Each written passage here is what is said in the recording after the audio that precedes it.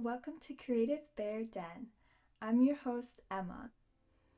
Fall is already around the corner, and a great way to get your home into those cozy vibes is to put up some decor. I particularly love fall. The colors and the activities get me into a creative mood. So today we will be crafting a pumpkin sign.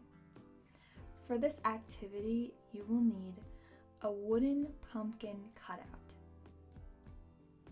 You can find this item on our website at creativebearden.com. If you'd like to follow along with the tutorial, you will also need paint and paintbrushes, paper, napkins, tissue paper of your choice, Mod Podge, ribbon, and stickers or embellishments if you would like to add some. Don't forget to like, subscribe, and push the notification bell for more crafts and home decor. Now let's get into the tutorial. These are all the pieces of the pumpkin. So we're going to have the words and the lettering, we're going to have the outline of the pumpkin, and also the little pieces and bits of pumpkin that we will be Mod Podging on. So now you're going to take your Mod Podge and the paper of your choice. Again, I chose the sunflower because it's speaking to me. It's so bright and gives me such fall vibes. What we're going to do is we're going to grab a paintbrush. We're going to rip off that paper in just random chunks. Get some Mod Podge and start gluing it down. Mod Podge is so fun. I forget how much I enjoy Mod Podging. And as I kept going, I kept getting into it. I ripped different size pieces, and it was so much fun to see it all come together, especially when it starts to dry and it gets glossy. I love that part.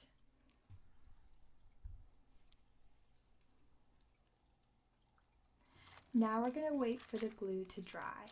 Once it's dry, and it dries pretty quick, we are going to cut any excess off the edges. This isn't going to look perfect, but we're going to cut it off just so it makes our life a little easier later. Then we're going to grab the outline of the pumpkin.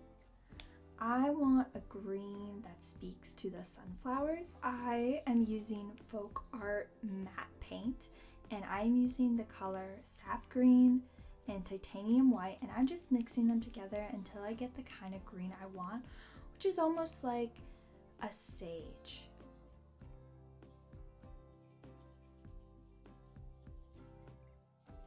Next, we're going to paint the letters. This color, I kind of wanted a nice cream color, and I'm going to take that same titanium white in the Folk Art matte paint. We're also going to grab medium yellow and iced coffee brown.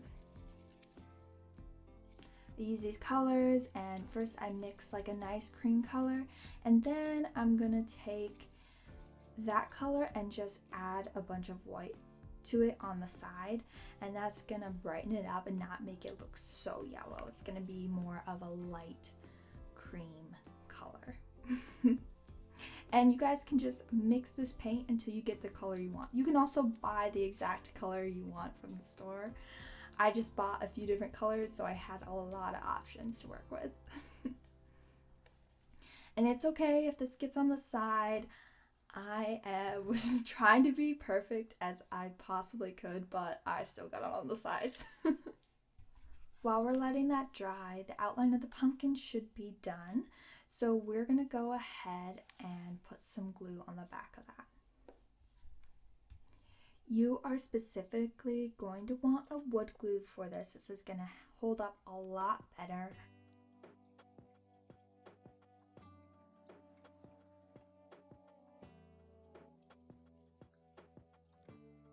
You're going to want to wait until that gets a little tacky, and then flip it over and get a perspective from the top of the pumpkin as best as you can, because this will help you align it, but you should still have a little wiggle room in case you're just a little off the mark.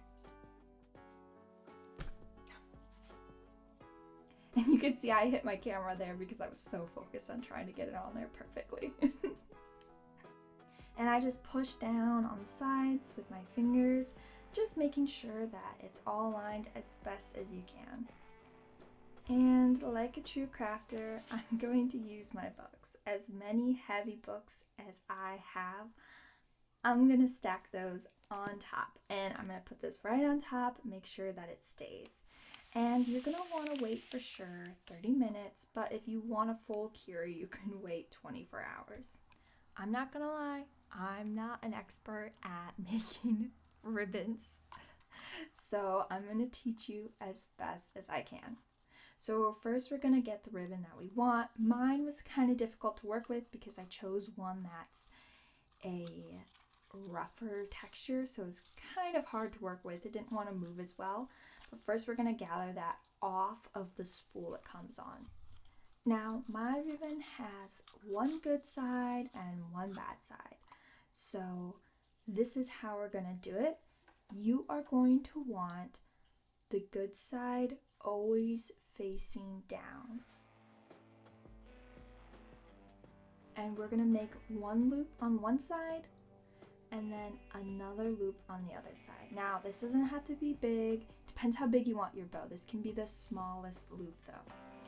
Then we are going to take the last side that we looped, twist it over, that way the good side is facing down. Check that your good side is facing down. And then you're going to bring it around and then use a finger to measure and place it down again. You're going to want to do this a couple different times. I did it, I think about 3 or 4 times on each side just to give myself enough loops. So again, that's going to be placing a finger on one side, giving about a finger extra of room, and then bringing that into the middle. Once you're done, you can cut that final part off, and I'm using a string to tie it together. So you can watch how I tie this together with a string. However, I am going to link in the description a YouTube channel, Dave's Reese and Things. His looked great, better than mine, what you see here. After tying it on the back, we're going to take that one longer ribbon that we cut. I recommend you cut it longer than I did.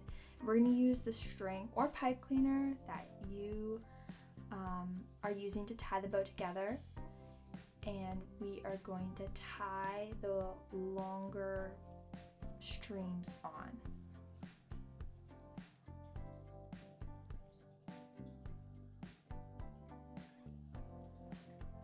Next, we're going to fluff this up a little bit, and this is just moving around and changing it till it looks exactly how you want it. Alright, now we're going to grab the sign. It should be glued and cured. Again, after 30 minutes, it should be good to start on the next part. Next, we're going to glue in the pieces that we podged earlier. This is going to start making it come alive. So what I did is I put the glue in one spot, then I put it in the next spot, and that gave it a little bit of time for the first spot to get tacky. Then I'm going to grab my piece, and it's so satisfying. It's like a puzzle, and you just push it into place. After you put that piece in, you can toss in the other piece because the glue should be at least a little tacky at that point. And do this with the rest of the pieces. Put glue in one, put glue in the other, let it get tacky, and then push the pieces in. Again, I'm using my books to keep this down, but you can use clamps if you prefer. Remember, at least 30 minutes to let it dry. Now we're going to paint one thing that I forgot to paint, and this is a stem. I am just using the Folk Art Matte Asphaltum. That's the color name, Asphaltum. I decided on brown because the middle of the sunflowers are brown, so I thought it'd be a nice little touch. After the glue is dry, what we are going to do is use a razor blade to cut off any excess that didn't get cut off before or is kind of sticking up or peeling. This worked really well just to cut off the extra and get a nice clean cut so it looks nice in the pumpkin.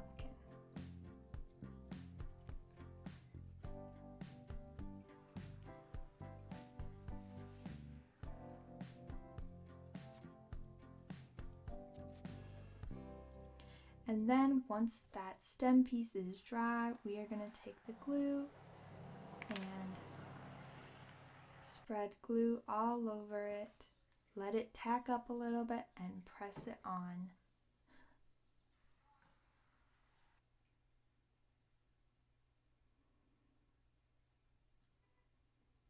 Again, using books to keep this stuck on there. Now let's grab our letters. Oh my gosh, it's starting to look like a sign now. My letters are "It's fall, y'all." I think it's such a cute saying. I love it so much. So we're first going to align them how we want and then start gluing the backs and setting them down exactly where we want them. This is important. It's important to line them up right away. That way you know where to set them after you put the glue on.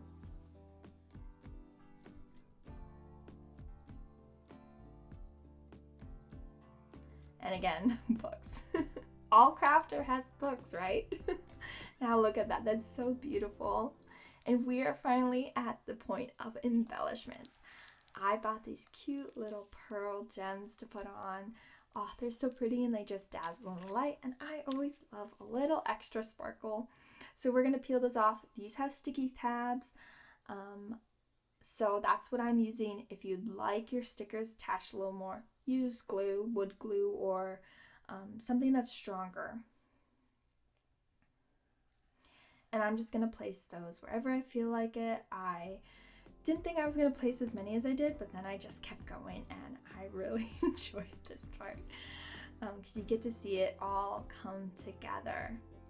Now we're close to the end, everyone. We are going to be using some twine and we're just going to cut off a little bit, enough for however you want it to hang, how long you want to have it to hang, how long you want it to hang down from where your nail is. And then we are going to put that through the 2 loops. We did not put those little pieces back in there because that's where our little loops are to tie this on. And we're just gonna go from the back, loop it through, and tie it 2 times. Do that on both sides, and then you're gonna grab your bow. And this is why it's important to have a little extra string, because we are going to use the strings on there. Bring it around to the back, in between the cord, and then tie it around that. Just one little tie should do it, should keep it on there. But if you're worried about wind or anything, you can always add a dab of glue to really keep it secure. And then come around to the front and you can pull those tabs outwards again, and you can see what I mean, why you should maybe cut a little more than I did, because mine are a little short, but I think it's still cute. I think it still works. And then adjust the bow and it is ready to hang. Oh my gosh. I absolutely love this craft so much. It's so beautiful, so perfect for fall decor, and you can make it yours and make it truly for your own home. We recently did a craft event with all our friends just to test it out, and it was really amazing to see their different styles and their unique creative ability. So go check out this project on our website at Creative Bear Den. And if you do this project, please tag us at Creative Bear Den. We would love to see your creativity and how you used it for this sign. And stay tuned for the next craft. Thank you. Bye.